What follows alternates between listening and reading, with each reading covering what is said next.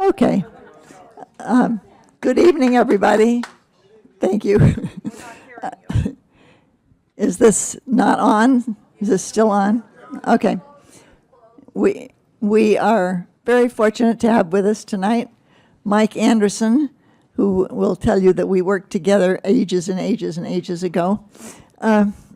He has been working for the Wilderness Society for 4 decades. He just celebrated his 40th anniversary with the Wilderness Society, working on forest planning, forest management this whole time. And a good part of that time, he has been involved in different collaborative efforts with people from other perspectives than the wilderness perspective. So he has a lot to tell us about the forests of the Northwest. He also could tell you about other things in other forests in other parts of the United States, but he's supposed to focus, though you can ask questions about anything afterwards. Mike Anderson.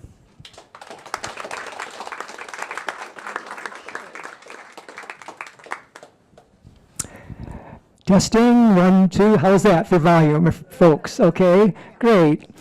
Well, so happy to be with you tonight to talk with you about where we are with our Northwest forests, especially the national forest lands in the Pacific Northwest, and how they have been managed over the past several decades, and what is in store for them in the future. Because right now we are at a point where the management planning for our national forests are being updated really for the first time in 30 years. So this is an important time right now, the next few weeks, for people to be talking about how our Northwest forests should be better managed, or just left as. Maybe don't need to be changed for what we need for the future. So I have a few kind of guiding questions for my talk tonight. First is, who am I and how do I know Gene Durning? So again, Mike Anderson, I'm Senior Policy Analyst for the Wilderness Society. And as Gene said, I just celebrated my 40th anniversary working at the Wilderness Society. We're a national environmental private organization headquartered in Washington, D.C., but we have offices around the country, and we've had one in Seattle for a good 50-some years, I believe. And Gene Durning was our Pacific Northwest Regional Director during a critical time in the history of our national forests, from about 1981 to 1992, 93. So a whole decade. Gene was holding forth down at the 4th and Pike building on the 6th floor. We had our office, and I was working in that office from about starting in about 1988. So Gene and I were working hand in hand on all the issues facing the national forests at that time, which was a handful. Also,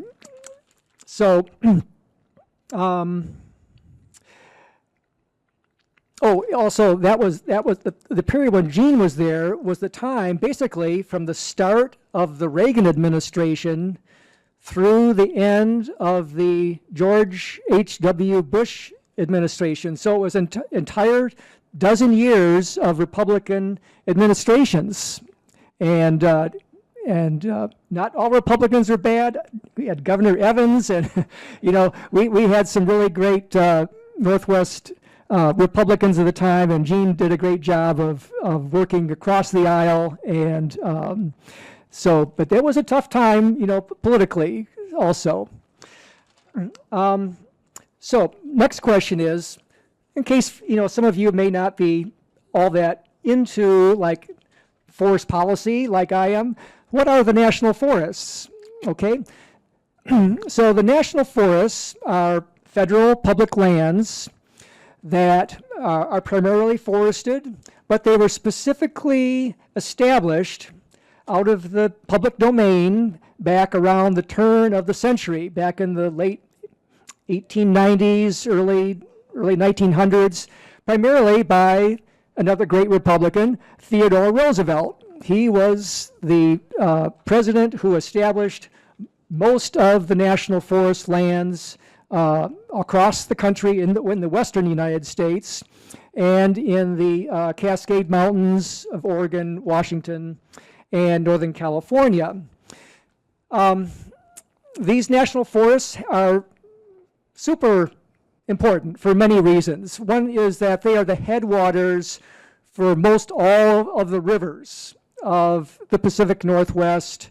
They are the spawning habitat for most of the salmon and the steelhead, and they provide habitat for a vast range of species.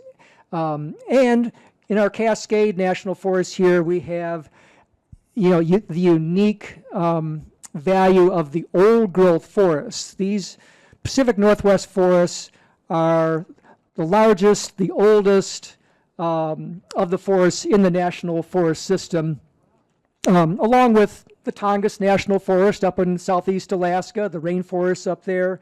But we are really uniquely blessed in this region with the old growth forests, the Douglas firs, hemlocks, western red cedars. And of course, these are also ancestral lands of many tribes, Native American tribes of the Pacific Northwest. And I'll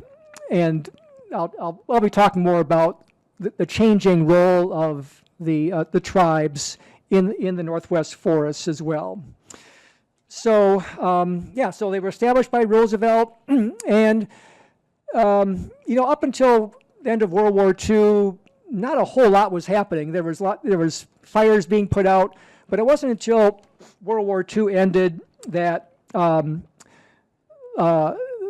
National Forest became a center for logging, timber supply for the region's timber industry. And back in the 50s, 60s, 70s, timber industry was very important in this region. And they were economically important, they were politically important, and increasingly, as the private lands were being cut over, the national forest lands, which tended to be up more in the mountains, became more and more important as a source of timber supply for the region.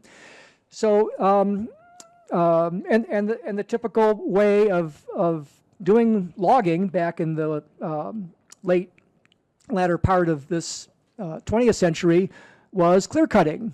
So there was a lot of clear cutting, a lot of road building that took place, and more the old growth forests were being converted. They were being liquidated. That was the actual policy of the Forest Service, which administers all the national forests, was liquidation of the old growth forests so that they could become more like tree farms. And that was the way that Gene and I came in to the issue back in the early 1980s.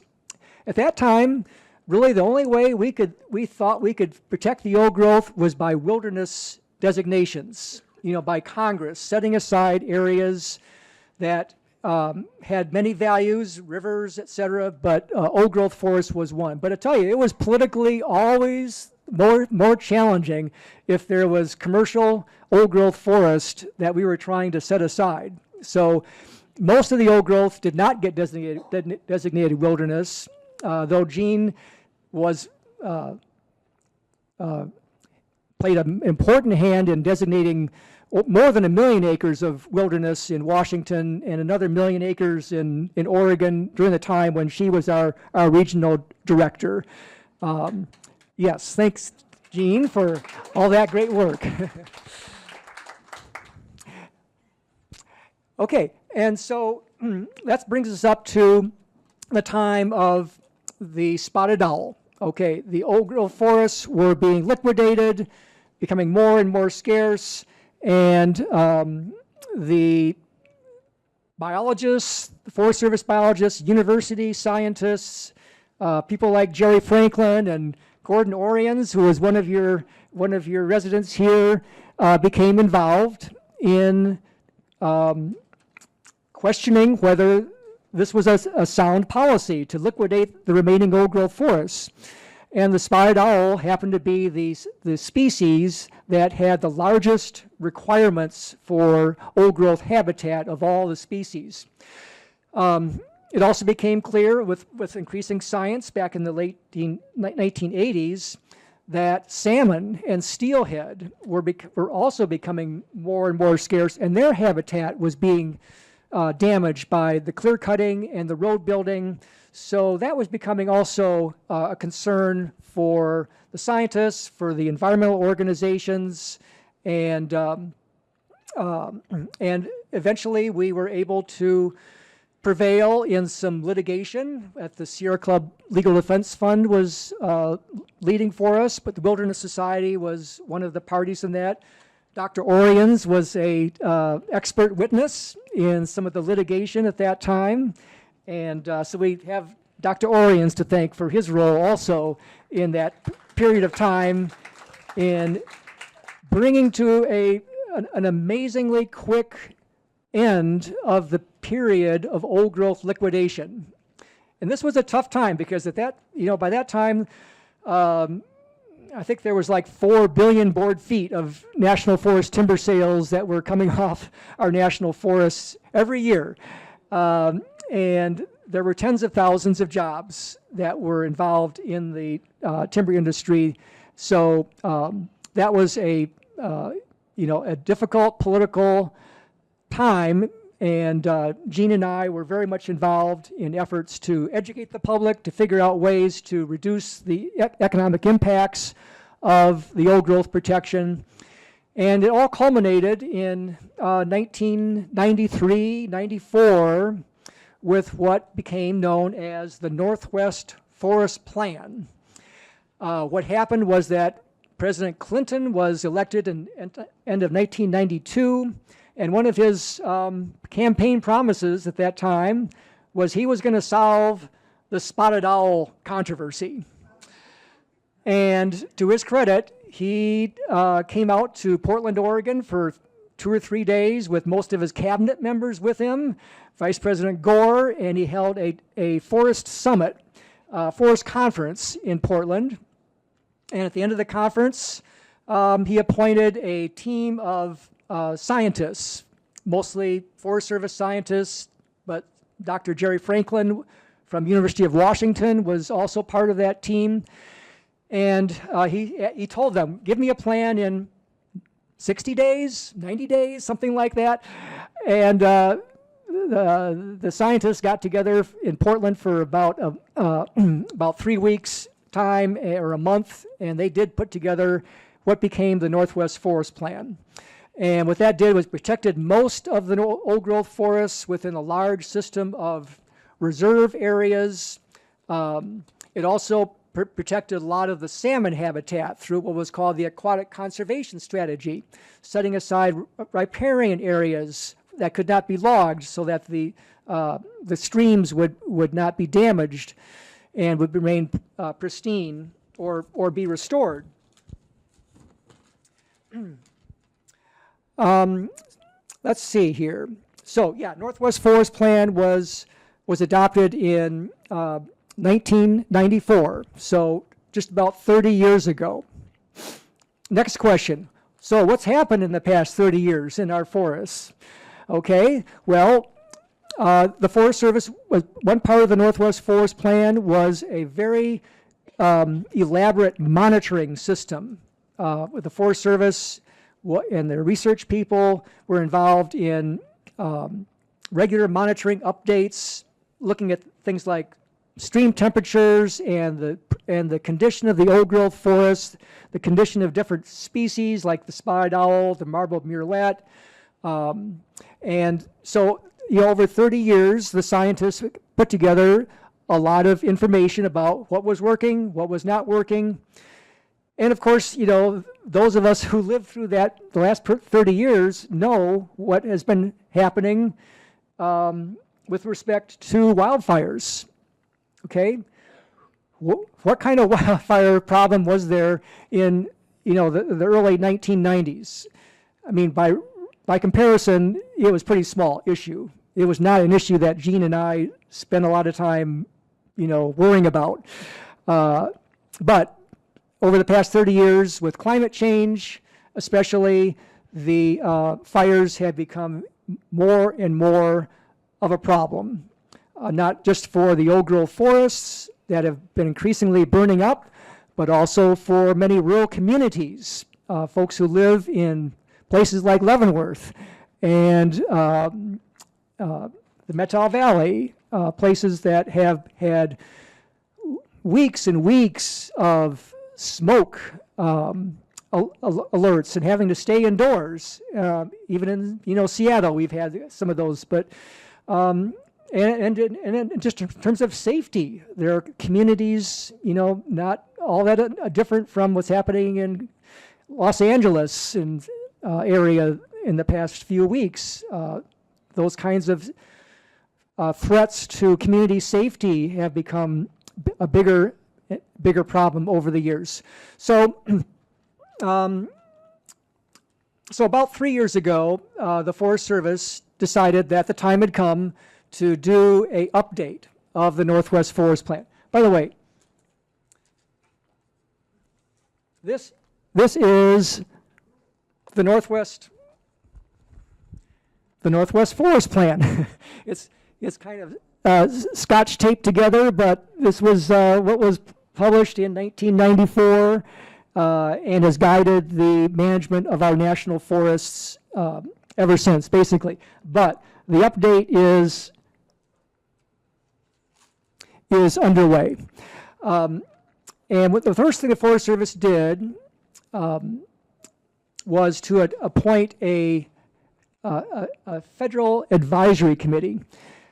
And there are 21 members of this advisory committee. I am one of those advisory committee members, and Dr. Jerry Franklin is also an advisory committee member. But among these 21 advisory committee members, there's a very wide range of interests. There's timber industry, there's recreation folks, there's county commissioners, state agencies, and there are 6 tribal representatives, 6 out of 21. And that's been a very important element of this updating process because another thing that's changed in the past 30 years is the tribes have really gotten their act together, and they are much more influential in all sorts of things at the state and federal level. One thing that they are very interested in is the management of their ancestral homelands, partly because of the salmon, which is such a culturally important species for them, but also because they feel that they have lived on these lands for millennia, and they have developed ways to live with the land in a sustainable way. So our advisory committee is very fortunate to have a strong tribal representation, and bringing tribal, what we call indigenous knowledge into forest management is one of the major things that the Northwest Forest Plan is being amended to do. So this advisory committee has been meeting periodically for the past couple of years, and this past summer we were able to reach full consensus of our 21 members for a recommended changes to the Northwest Forest Plan. Changes that are, as I say, going to engage tribes more, rely upon indigenous knowledge. It's going to address the wildfire threats both to the old-growth forests and to the rural communities. Going to address ways in which climate change can be better addressed, both through adaptation of the forests to what we expect to be forests in the future, and also to better conserve the carbon, because, of course, one of the great resources of the old-growth forests is that they are the greatest stores of forest carbon just about anywhere in the country. So we want to maintain that carbon resource. And we want to figure out ways to help the rural communities, not just with fire, but with things like contracting, getting restoration work done by local workers, things like that. And we are going to also protect more of the old growth. Northwest Forest Plan was sort of a compromise, and at the time, we did manage to protect most of the old growth, but one of the objectives of President Clinton was to provide some timber supply, or as much timber as we could get out of the forest and still protect all the species that needed the old growth. But times have changed, okay? One thing that's changed is that the timber industry is no longer into old growth, okay? All the private lands, old growth is history. And they're into second growth and third growth on the private lands. And so the mills, have generally transitioned to being small log, second growth, third growth harvesting operations. So there's less demand for, non-existent demand really for the old growth in terms of the timber industry. But there are opportunities in the Northwest Forest Plan, because the Northwest Forest Plan did not protect all the old growth. We can protect more of it now in a way that is not going to be harmful to the timber industry.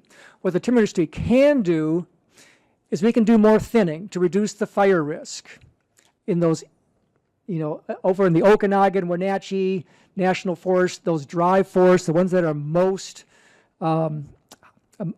at risk of wildfire.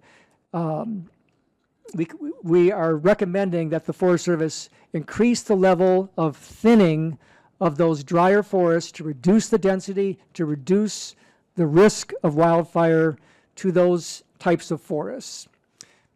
It's not really something that we're recommending for the west side, the Mount Baker Snoqualmie forest, because wildfire at this point anyway is not a major concern. So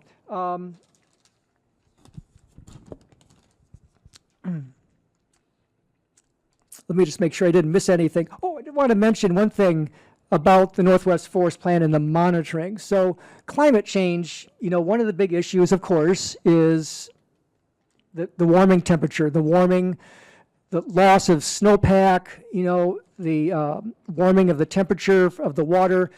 One interesting thing that we found, that scientists have found, is that during the 30-year period since 1994, while the average air temperature has increased by about a half a degree or more, the temperature of the streams has actually decreased by about a half a degree.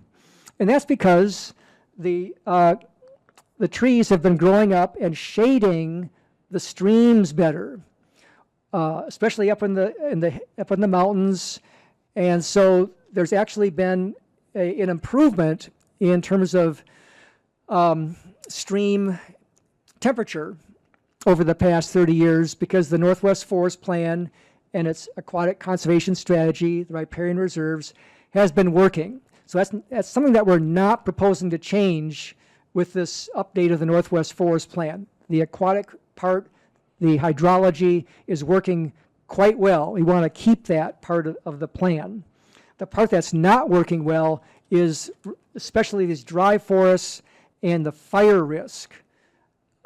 That is the major threat now to the old growth forests, to the owl and the habitat of all the old growth species, is the fire, and that risk also to the communities. So, okay, so that kind of brings us up to the present here, and where we are right now is that the Forest Service has taken these consensus recommendations of our Northwest Forest Plan Advisory Committee, and they have put them into this. This is a Forest Service draft environmental impact statement. I expect some of you have dealt with these sorts of agency documents in the past, but this is currently out for public review and comment. It was issued back in November, and public comments will be received until March 17th. So we're kind of right smack in the middle of the public comment period right now on this Northwest Forest Plan amendment. So the advisory committee recommendations are one of the alternatives. And then there are 3 other alternatives that are being considered and evaluated in this EIS. One takes a more conservative approach, does less of the thinning activity than what is being proposed by the advisory committee. Another alternative is a somewhat more aggressive management approach, or more giving the Forest Service a little more leeway in some other parts of the Northwest Forest Plan. But basically, our proposal is to protect more of that old growth, mature forest that the Northwest Forest Plan did not left open for timber production, and to do more thinning in those dry forests to reduce the fire risk and to the old growth and to the communities.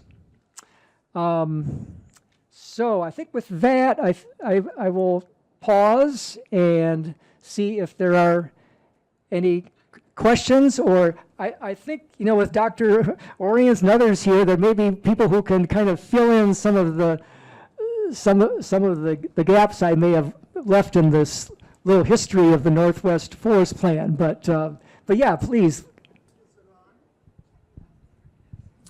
Hi, I love the forest, the beautiful trees, and I'm going to be composted and have all my compost spread all over the forest, wherever. So what's your opinion of that? Is that really not that effective, or better than cremating? And Well, my personal thought is that's beautiful. good, I agree. It's wonderful. Thank you. You have done a wonderful presentation. Thank you. Well, thank you.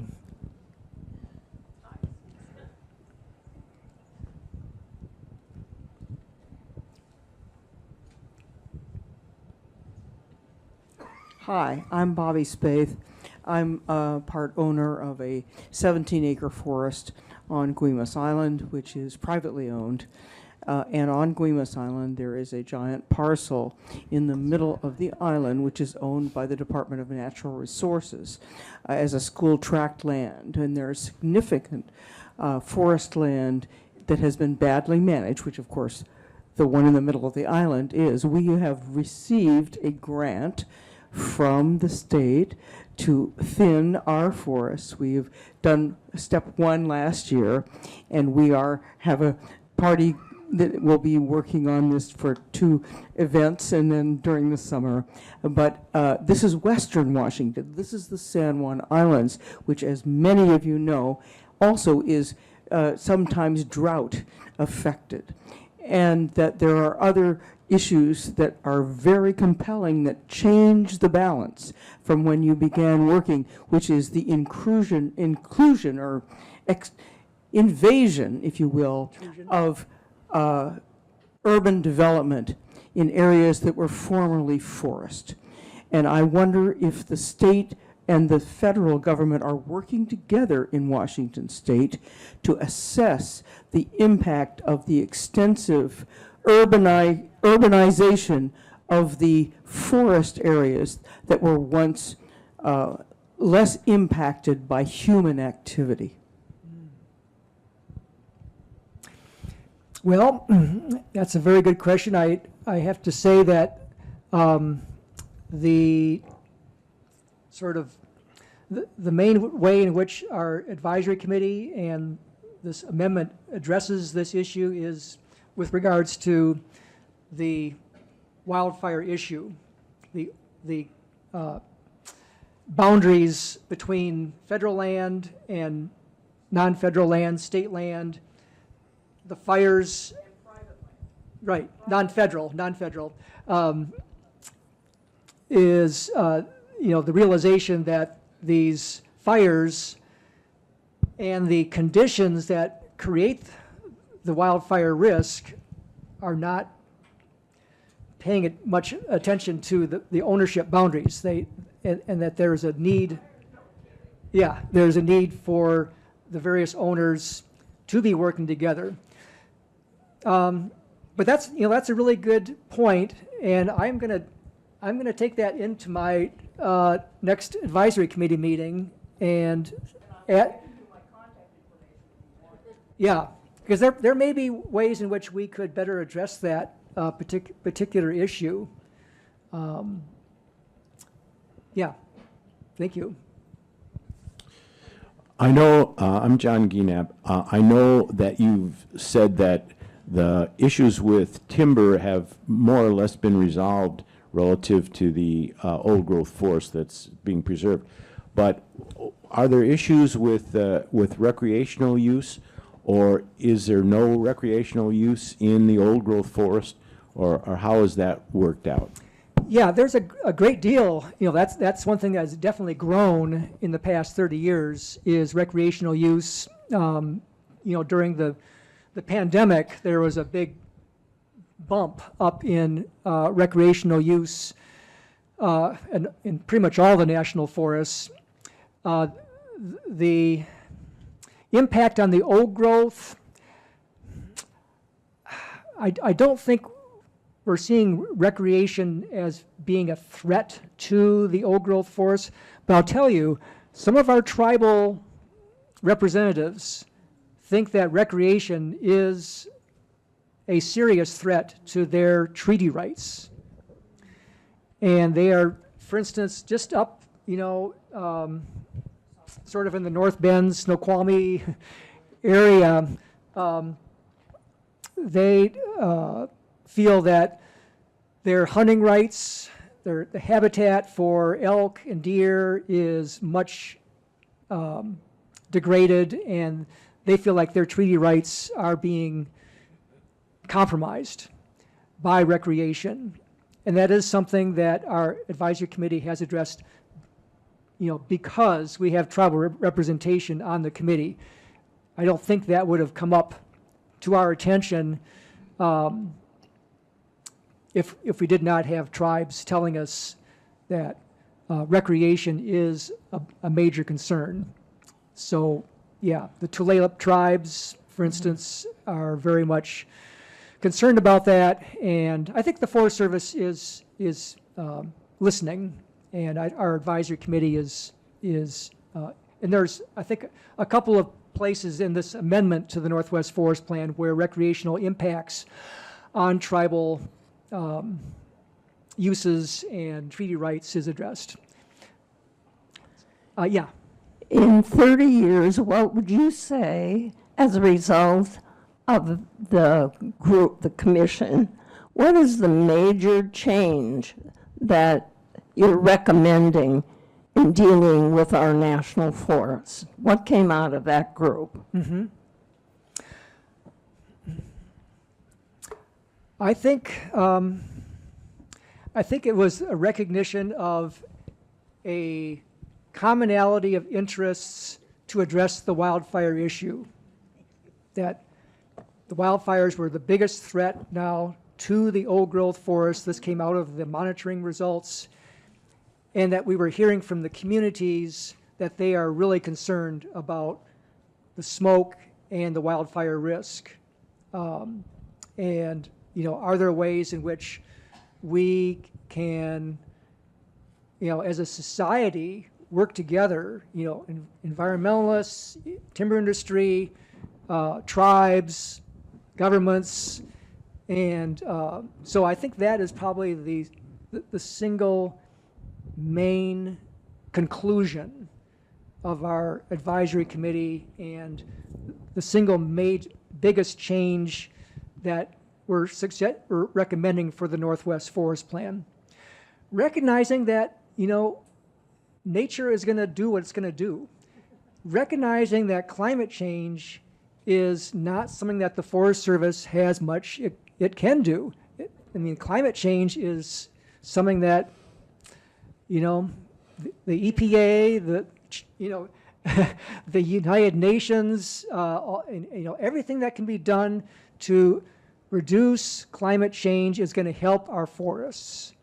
But anyway, what we can do is we can try to make the forest conditions more adaptive to climate change so that they will survive as best as they can, and that the communities will not be compromised in their health and their safety. Thinning the trees have any impact on the risk of forest fire? It does, yes, especially if you follow the thin. Pardon? Can we repeat? Oh, Repeat the your question is, does thinning have any effect on reducing fire risk?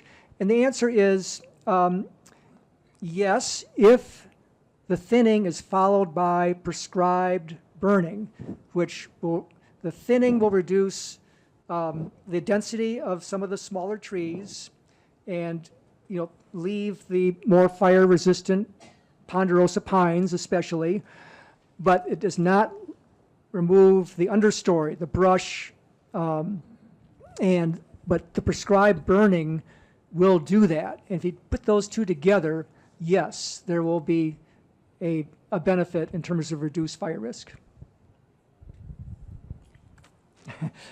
Yeah.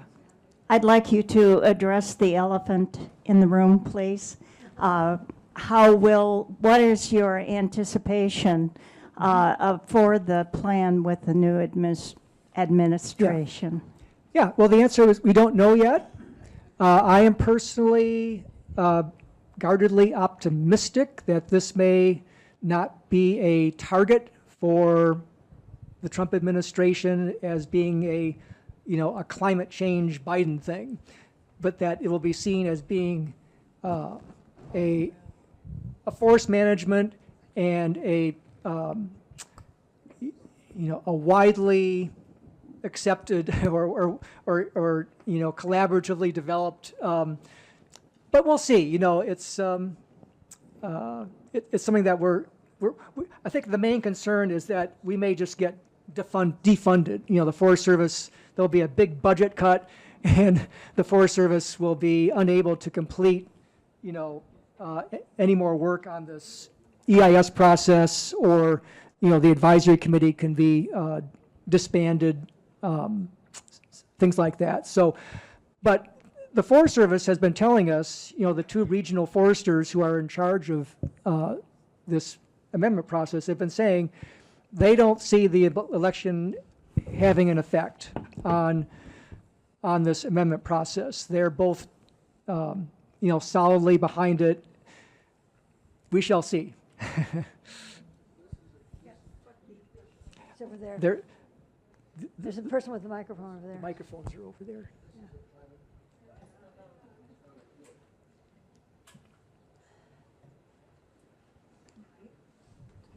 This is a climate change question.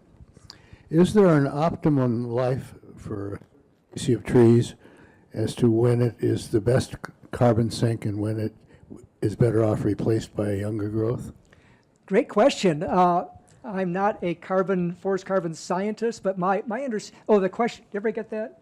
What's the optimum age for a forest, for a tree, in terms of its carbon storage? And when is it better to, replace the tree with some faster growing? And it depends on the species of the tree. In this region, the Douglas fir is probably the dominant species. And Dr. Jerry Franklin has repeatedly told us that the Douglas fir is somewhat uniquely has great carbon longevity. That the Douglas fir will, at about age 100, 150, it'll kind of hit a peak, but then it does not decline. The carbon continues to slowly grow for the next 200 years or more. So it's a really good carbon store. There may be other parts of the country that, like, upper Midwest, aspen, whatever, birch, they're only good for about 50, 60 years, and then but one thing about the Northwest forest is they tend to be very long-lived, and the carbon in the cedars and the Doug's fir especially will continue to effectively store carbon for centuries.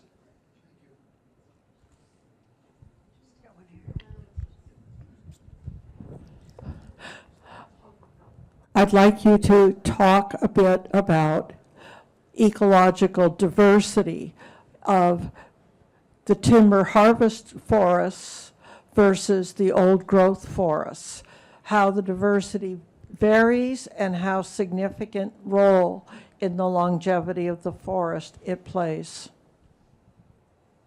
Great. It's night and day, between the industrial forestry practices and the biodiversity of those forests versus the old growth forests. And one thing that we're dealing with in the Northwest Forest Plan Amendment is the fact that there were, several millions of acres of the national forest that were clear-cut from the 1950s through, the end of the 1980s. And they're still out there, okay? And they were planted. I used to be a tree planter, by the way. I planted trees in the Oregon Coast Range back in my younger days. And those, we planted every 8 feet, a Douglas fir every 8 feet. And those are basically monoculture, simplified plantations. That was what they were intended to be. We didn't plant a whole bunch of different species. So one thing we want to try to do with this Northwest Forest Plan Amendment is to address the lack of diversity in those old plantations and try to bring in more different types of species and have less of this, tree farm type of monoculture condition. So, but in terms of old growth, the old growth forests, the scientists found, there were hundreds of these old growth associated species, from the up in the canopy, lichens, fungi, and there was this multi-layered canopy of diversity and habitat, and that's certainly not anything that you have with the industrial type forests. I have a question about age. When you talk about old growth forests, how old? Okay, well, how about 200 for the west side old growth? That's what Jerry Franklin, says, around 200, give or take 20 years. Now, forests begin to develop old growth conditions quite a bit earlier, say around 100 years, and those are called mature forests, but they do not have the old growth complexity that you get as you go from 100 to 200, and you start to develop more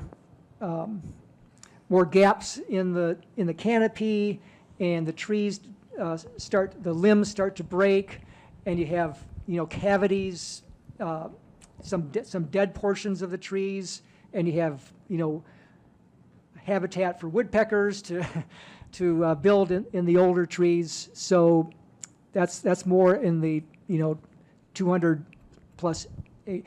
But a lot of those trees will grow to be 500, 600 years if they're left alone.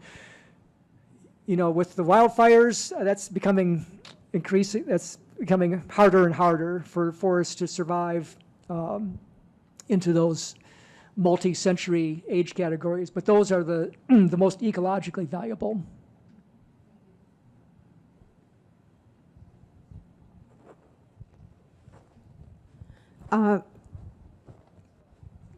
Hello. Okay. Kind of building on Bobby's comment, I had been thinking all along, obviously you're focused on national forests, but we also have the state forests, and we have private forests. And given this, and I'm thinking your focus is primarily Washington and Oregon? And Northern California. Northwest Forest Plan does encompass 4 of the Northern California national forests. So it includes like the Smith River and down the... Yes. Yeah, yeah. The Klamath. Okay, yeah, okay, because those are all Trinity. big fishing rivers, or they have been, yeah, okay. So how much of the land, relatively speaking, would be national forests versus state-managed forests versus private forests? I wish I had some good statistics to give you on that, but certainly, Gene, do you remember any? You know, I believe that in Oregon, about 50% of all the forests are national forests, and the rest are private and state. There are no state forests in Oregon. The Oregon government sold their forest lands, and there are no state-controlled forests, as I understand it, in Oregon. Okay, so maybe there's less yeah. She said that she understands that Oregon has sold or transferred its. Oh, okay, yeah. They sold their their state lands to private owners, and the only forest lands in Oregon are either privately owned or federally controlled. Okay, I think there may be some. I think, in fact, the Elliott State Forest is state land, but yeah, relatively low. And there's more of it, I think, in Washington, but not nearly as much state as there is national forest land. Now, in terms of private, I believe that there is probably more private forest land in at least western Washington than there is national forest land, like especially in the southwestern, you know. Thank the railroads for that. Yeah. Yeah.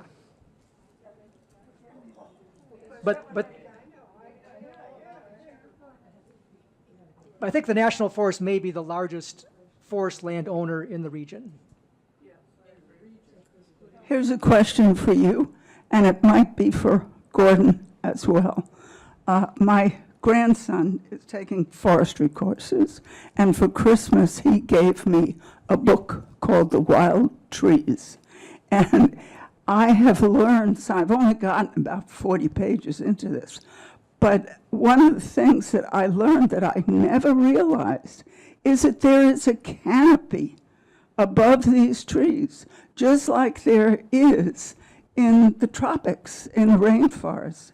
And there's an enormous amount of life that exists in that canopy, the vast majority of which has never been discovered, has never been studied. And is that not something that, just like the spotted owl, could help to keep these trees in our possession or protection? Yes, and that's the canopy of of those old growth trees is really an amazing ecosystem in themselves. One thing that happened after the Northwest Forest Plan was adopted was, I don't know whether it was the University of Washington or what agency, but they built a canopy crane down in the Gifford-Pinchot National Forest in Washington, and it went 200 feet, 250 feet up in the sky. And they used it specifically to do research on the canopy. So they developed a lot more information from that research that was done with the canopy crane. So yes, there's a lot more known about it, and it's one of the reasons why we're trying to protect more of the old growth.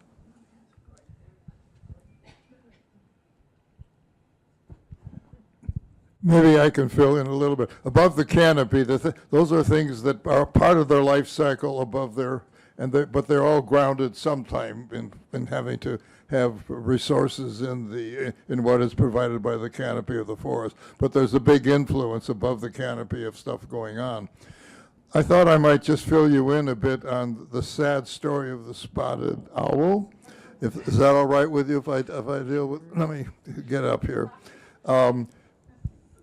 The spotted owl has played an absolutely amazing and unintended role in this whole thing. The first lawsuits were not brought under the Endangered Species Act, but under the Forest Practices Management Act, which preceded it. And the Forest Practices Management Act required that the Forest Service manage the forest so as to preserve the wildlife. It had no mandate about big trees. So what happened is the place to get at the Forest Service was not trees, but the spotted owl. And so it is responsible for maintaining spotted owl population. So this had nothing to do with the Endangered Species Act. Now the story has continued to be very, very sad. The spotted owl grew up in this lush forest, and we've pretty much destroyed its habitat. And what has happened is that a very close relative, the barred owl, which is a common bird in eastern North America, has spread into the west and has come down into western North America from the north and has gotten down into California. And it's a much more adaptable bird. It likes second growth. It likes all the stuff the spotted owls don't like. They're breeding in Seattle. You can hear them sometimes in Peewee Park. And they have, in fact, it's the most wonderful owl sounds ever. Whoo, whoo, whoo, whoo, whoo, whoo, whoo, whoo. If you hear that, that's the barred owl. And the barred owls outcompete the spot. They're like bigger. They actually eat them sometimes. And so what has happened is that the barred owl has entered this fray, and we are now in the national forest shooting barred owls to try to save spotted owls. And the problem with this is that this is forever. This is a forever thing. And my personal feeling is that we have lost the northern spotted owl. And there's a California spotted owl which ranges through the Sierra Nevada, and there's a Mexican one with the southern Rockies down into the Mexican highlands, which are doing all right. But I think personally we have lost the spotted owl. Whether we should keep shooting barred owls to save it is problematic. Although maybe what you're going to do with this plan is if you might regrow enough old growth that it might happen. Good luck.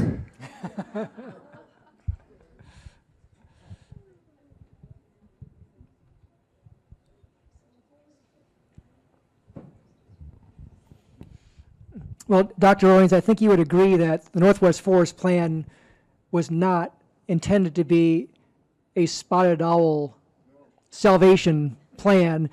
It was an ecosystem management plan. And the idea was to maintain the old growth forest ecosystems and all the species that inhabit. But you are certainly correct about the sad state of the spotted owl with regards to the barred owl. And the unexpected role it was cast into at the beginning. It had no business doing that.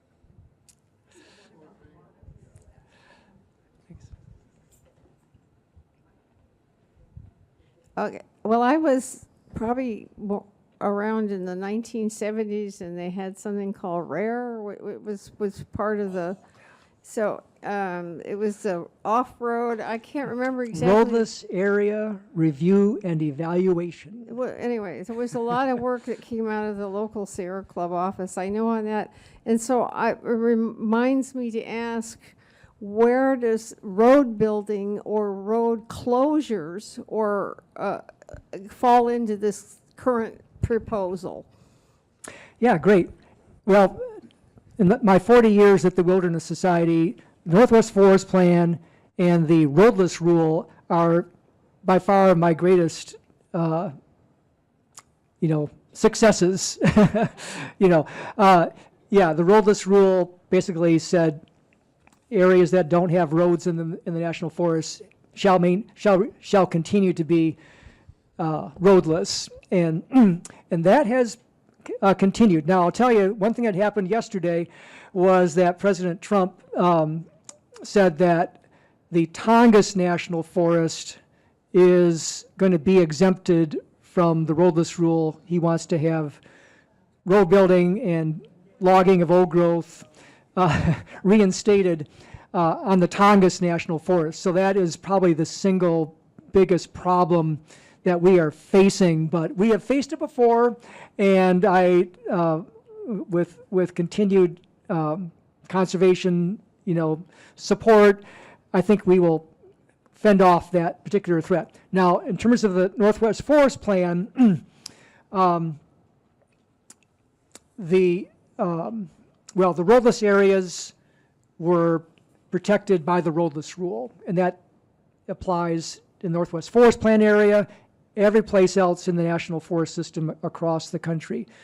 What the Northwest Forest Plan did was it had a restoration part in it, which said areas that have too many roads, let us restore those watersheds by removing roads. And that has happened in many of the national forests.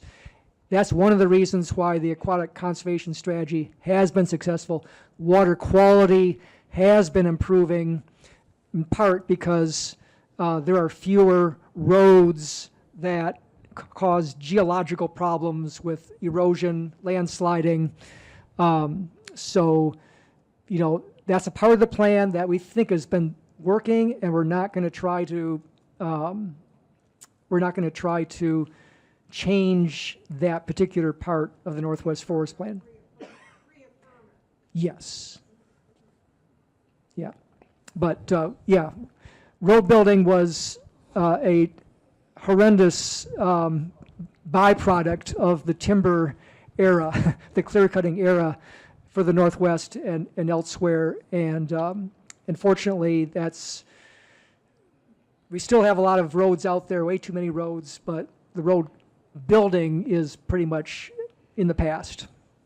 How do decisions get made by the Forest Service? I mean, I see clearly that there are competing interests. There are the people who are making money out of the forests. There are the people who are concerned with the preservation of ecology. There are the tribes that have their interests too. How do the decisions get made? Great question. Well, the Forest Service generally makes decisions at a local forest supervisor level for each national forest. They try to take into account all these different competing interests. That's part of the NEPA process, taking public comments. Increasingly, though, the Forest Service is looking to collaboration, trying to work with diverse interests that I've been part of, I think, 3 of these collaborative groups in the Northwest over the past 25 years. Most recently, over in the Okanagan, Wenatchee, North Central Washington Forest Health Collaborative.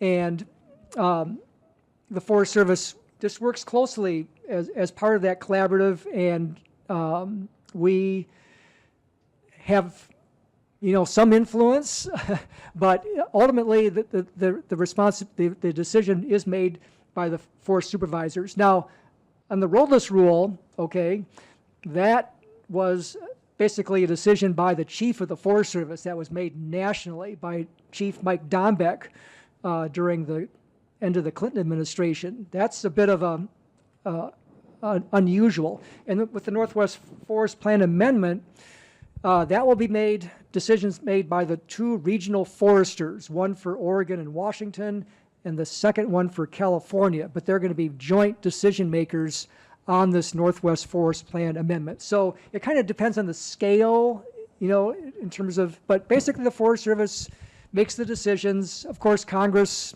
has the purse strings, and we're probably going to be seeing some legislation, which we are concerned about in the Congress in the next, you know, few days and weeks, that will potentially reduce the amount of public involvement on national forest management.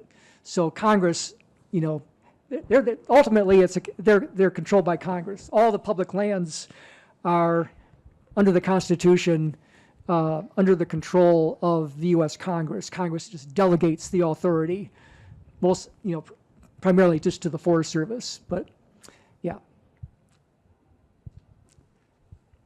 Yeah.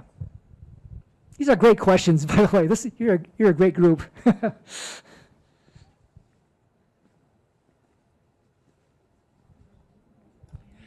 Isn't the main problem with forestry today? I think you turned it off. Oh.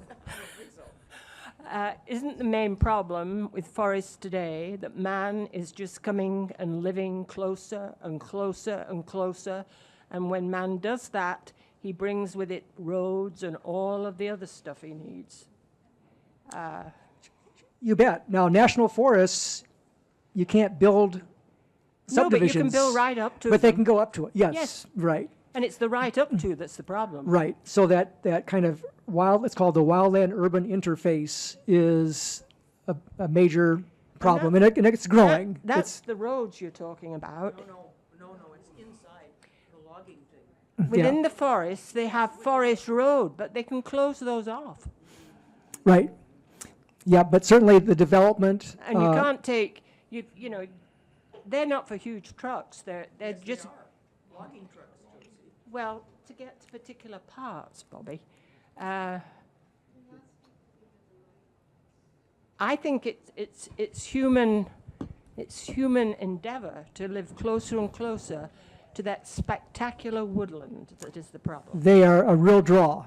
And we're seeing that, you know, across the West, is that these high amenity value scenic landscapes are where people want to retire to, where people want to, you know, the entrepreneurs want to set up their businesses.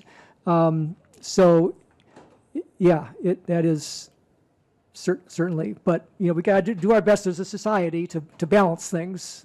Yeah. Yes. Are we closing out, Jean?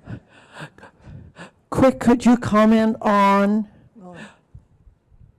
the EIS is out for public comment to March 17th, I think you said. Where are the comments to be sent to? And is there an example of the EIS, like in the Seattle Public Library, or where can we review it? And one more comment is about off-road vehicles. Can they be restricted on national forest land? Yeah, on the ORVs, yes, there's a whole system of motorized trails, non-motorized trails, places where mountain bikes can go, you know, wilderness areas, of course, there's no motorized and no mechanized allowed. But it varies, and that's not something that this Northwest Forest Plan is addressing. That's done through the recreation planning. Now, I'm sorry, your first question again was? Oh, yeah. Well, the main way that to see the EIS is on the Forest Service's website, their Northwest Forest Plan website, and the regional office receives the comments. And there's a portal. You can, you know, you can just make your comments directly on the Forest Service's website. Yeah. Before we close up, I have to say that I did not save 1 million wilderness areas. There were hundreds and hundreds and hundreds of people, including probably some of you, who were deeply involved in that effort. But I was there, yes, and you were there, and it all helped. I want to thank you very much. Are there 2 more questions, or should we just quit right now? We got one.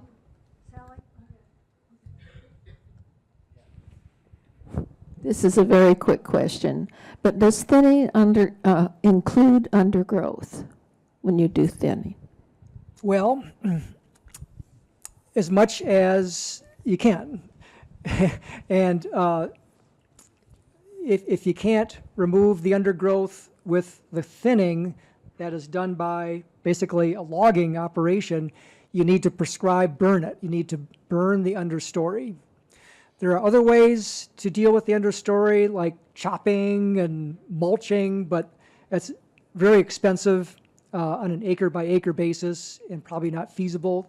What's economically feasible and ecologically optimal is the prescribed burning, and that's what, the Native Americans did that for eons, and that's something that we're hoping the Forest Service can build into future management for dealing with wildfire and climate change.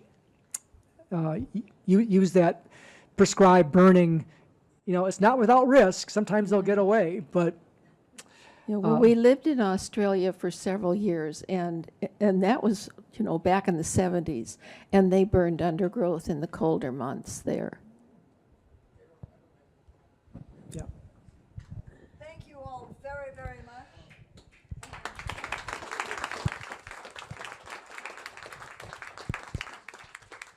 I may be able to put up. I will try to put up the contact for making comments on the bulletin board under the environment section. Thank you very much for coming, and we are really appreciative of you being here.